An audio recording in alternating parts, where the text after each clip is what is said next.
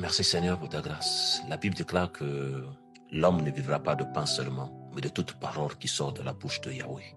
Donc là, il s'agit de deux nourritures, le pain physique et le pain spirituel.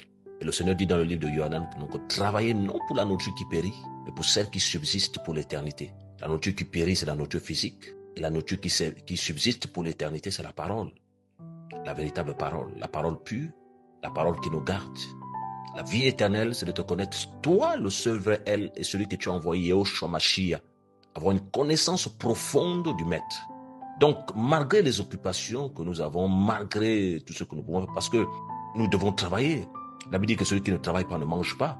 C'est-à-dire que malgré les occupations que nous avons, nous devons comprendre une chose, que il est important de cultiver sa relation personnelle avec le Seigneur. Il est très important de cultiver sa relation personnelle avec le Seigneur. Il est très important parce que l'épanouissement d'une vie chrétienne véritable, c'est la relation avec le Seigneur. La relation avec le Seigneur, la relation avec le Père. Voilà. Avoir une bonne relation avec le Seigneur. La Bible déclare que le royaume des cieux est forcé et ce sont les violents qui s'en emparent. Donc, malgré les occupations que nous pouvons avoir au quotidien, oui, nous devons travailler pour manger, pour les besoins et pour soutenir les autres qui n'en ont pas. Mais on doit se faire violence pour avoir une relation avec le Seigneur. Il est important d'avoir une forte relation avec le Seigneur. Parce que si on a une relation épanouie avec le Seigneur, nous ne serons pas ballottables.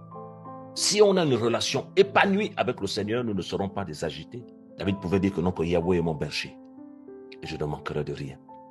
Il me fait reposer dans les verts pâturages. Yahweh est mon berger. Et c'est dans l'intimité qu'il a eu cette révélation-là. C'est dans l'intimité qu'il a reçu ça, que Yahweh est son berger.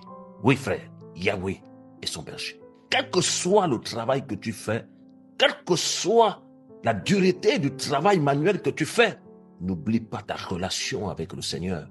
Elle est capitale pour l'éternité. Que le nom du Seigneur soit béni.